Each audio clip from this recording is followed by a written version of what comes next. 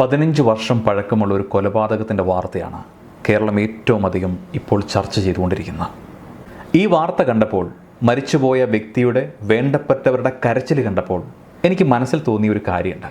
എത്രയൊക്കെ ഉപേക്ഷിച്ചു എന്ന് പറഞ്ഞാലും പ്രിയപ്പെട്ടവരോടുള്ള സ്നേഹം അതെന്നും ഉള്ളിൽ തന്നെ ഉണ്ടാകുമെന്ന്.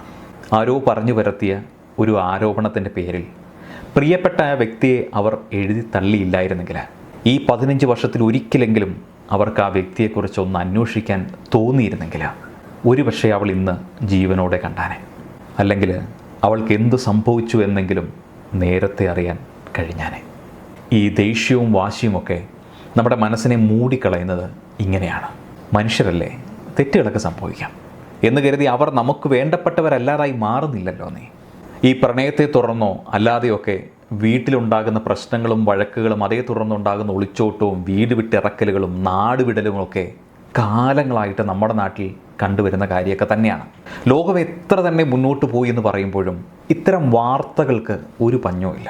വീട്ടുകാരുടെ ഇഷ്ടങ്ങളും സ്വന്തം താല്പര്യങ്ങളും തമ്മിലൊരു ക്ലാഷ് വരുമ്പോഴാണ് പലപ്പോഴും ഇങ്ങനെ ഒളിച്ചോട്ടങ്ങളും നാടുവിടലുകളുമൊക്കെ സംഭവിക്കുന്നത്. എന്നാൽ അതോടെ പലരുടെയും ബന്ധങ്ങൾ പൂർണ്ണമായും അവസാനിച്ചു പോകുന്നതാണ് കാണുന്നത്. ഇഷ്ടപ്പെട്ട ഒരാളുടെ കൂടെ ജീവിക്കാൻ പോയി, അല്ലെങ്കിൽ സ്വന്തം ഇഷ്ടത്തിന് ഇറങ്ങിപ്പോയി എന്നതിൻ്റെയൊക്കെ പേരിൽ ഒറ്റപ്പെടുന്ന ഒരുപാട് ആളുകൾ നമുക്ക് ചുറ്റുമുണ്ട്. അതിൽ സ്ത്രീകളും പുരുഷന്മാരും ഒരുപോലെ തന്നെയാണ്. വീട്ടിൽ നിന്ന് സ്വന്തം ഇഷ്ടപ്രകാരം ഇറങ്ങിപ്പോവുകയും ശേഷം മനോഹരമായ ജീവിതം ലഭിക്കുകയും ഒക്കെ ചെയ്ത ആളുകളുണ്ടാകാം. എന്നാൽ അതോടൊപ്പം തന്നെ അപ്രതീക്ഷിതമായിട്ടുള്ള പ്രതിസന്ധികൾ നേരിടേണ്ടി വരുന്ന ഒരുപാട് ആൾക്കാരും ഉണ്ടെന്നേ. അത് ചിലപ്പോൾ ചോയ്സ് തെറ്റായി പോയതുകൊണ്ടാകാം, അല്ലെങ്കിൽ സാഹചര്യങ്ങൾ അങ്ങനെ സംഭവിപ്പിച്ചതായിരിക്കാം. എന്നാൽ അവർക്കൊന്നും തിരിച്ചു പോകാൻ ഇടമില്ല, ചെന്നാലും ആരും അടുപ്പിക്കുകയുമില്ല. കാരണം എല്ലാവർക്കും അവരവരുടെ വാശിയാണ് വലുത്. എന്നാൽ ഇതിനകത്ത് ഏറ്റവും വലിയ തമാശ എന്താണെന്നറിയോ? ഈ വാശി ഉണ്ടാകുന്നതും സ്നേഹത്തിൽ നിന്നാണ് എന്നതാണ് വാസ്തവം. ഈ സ്നേഹ കൂടുതലും അതിൽ നിന്നുണ്ടാകുന്ന നിരാശയും കൊണ്ടാണ് ഇങ്ങനെയുള്ള വാശികൾ ഉണ്ടാകുന്നത്. ഒരു ഉദാഹരണം പറഞ്ഞാൽ, നമ്മളെ സ്നേഹിക്കുന്ന ഒരാൾ ഇങ്ങനെയൊക്കെ ചെയ്താൽ മാത്രമേ നമുക്ക് ദേഷ്യവും സങ്കടവുമൊക്കെ തോന്നുള്ളൂ. നമുക്കിഷ്ടമില്ലാത്ത ഒരാൾ, അല്ലെങ്കിൽ നമുക്ക് അടുപ്പമില്ലാത്ത ഒരാൾ അയാൾക്ക് ഇഷ്ടമുള്ളതുപോലെ ജീവിച്ചാൽ നമുക്കൊന്നും തോന്നില്ല.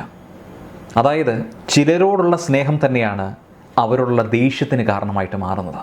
കാരണം നമ്മൾ സ്നേഹിക്കുന്ന ആളുകൾ ഏറ്റവും നന്നായി ജീവിക്കണമെന്ന് നമ്മൾ ആഗ്രഹിക്കുന്നേ. അവരെക്കുറിച്ച് നമ്മൾ അറിയാതെ ചില സ്വപ്നങ്ങളും ആഗ്രഹങ്ങളും പ്രതീക്ഷകളുമൊക്കെ മനസ്സിൽ കാത്തു സൂക്ഷിക്കുന്നുണ്ടാവും. എന്നാൽ അതിന് വിപരീതമായി അവർ സ്വന്തം ഇഷ്ടത്തിന് ജീവിതം മുന്നോട്ട് കൊണ്ടുപോകുമ്പോൾ സ്നേഹിക്കുന്നവരുടെ ഉള്ളിൽ സങ്കടം അണപൊട്ടും.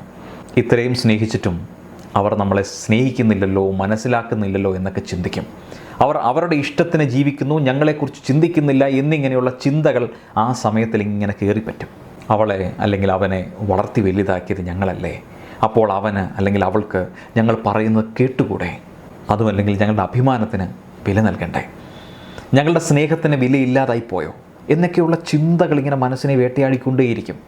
എന്ന് വെച്ചാൽ നമ്മൾ സ്നേഹിക്കുന്നവർ നമ്മളുടെ ഇഷ്ടങ്ങൾക്കനുസരിച്ച് ജീവിക്കാതിരിക്കുമ്പോൾ നമുക്ക് തോന്നുന്ന വേദനയാണ് അവരുള്ള ദേഷ്യമായി നമ്മൾ പ്രകടിപ്പിക്കുന്നത്. ഇതല്ലാതെ ചില കാരണങ്ങൾ കൂടിയുണ്ട്. ചിലർക്ക് മക്കൾ തങ്ങളുടെ വാക്ക് കേൾക്കാതെയുള്ള സങ്കടവും പരിഭവമാണെങ്കിൽ, ചിലർക്ക് അവരുടെ ആത്മാഭിമാനത്തിന് ക്ഷതമേൽക്കുന്നതിൽ നിന്നുണ്ടാകുന്ന വേദനയിൽ നിന്നുണ്ടാകുന്ന ഒരു വൈരാഗ്യമാണ് എന്നും കൂടി പറയാം.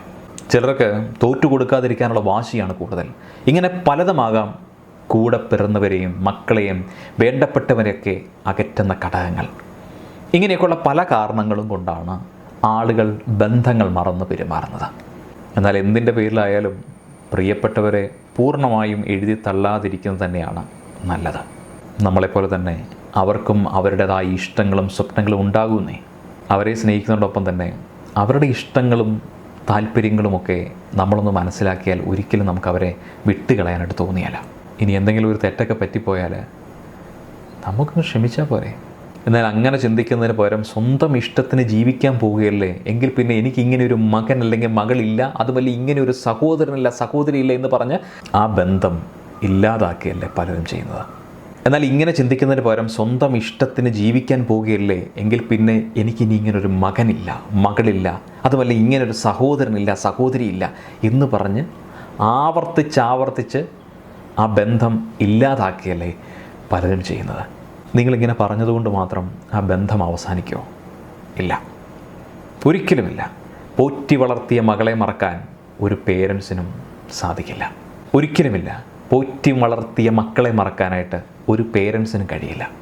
കൂടെ പിറന്ന സഹോദരങ്ങളെ മറക്കാൻ സഹോദരങ്ങൾക്കും കഴിയില്ല. അവർക്ക് പോലും അറിയാതെ അവരുടെ ഉള്ളിൻ്റെ ഉള്ളിൽ വേർപിരിഞ്ഞു പോയവർ എന്നും ഉണ്ടാവും. കാരണം സ്നേഹമെന്ന് പറയുന്നത് അങ്ങനെയാണ്. ഒരാളെ സ്നേഹിക്കാൻ എത്രമാത്രം സമയം ആവശ്യമാണോ അത്ര തന്നെ, അല്ലെങ്കിൽ അതിനേക്കാളേറെ അയാളെ മറക്കാനും ആവശ്യമാണ്. അതുകൊണ്ടാണ് അവർക്കൊരു അപകടം പറ്റുമ്പോൾ നെഞ്ചു പിടയുന്നത്. അതുകൊണ്ട് സ്നേഹത്തിൻ്റെ പേരിലാണെങ്കിലും മറ്റെന്ത് കാരണത്തിൻ്റെ പേരിലാണെങ്കിലും ദേഷ്യവും വാശിയും വെച്ച് പുലർത്തുന്നത് അത്ര നല്ലതല്ല. നഷ്ടപ്പെട്ടു പോയതിനു ശേഷം വിലപിച്ചിട്ട് എന്ത് കാര്യം? അതിനേക്കാൾ നല്ലത് നഷ്ടപ്പെടാതെ നോക്കുകയല്ലേ. Have a great day.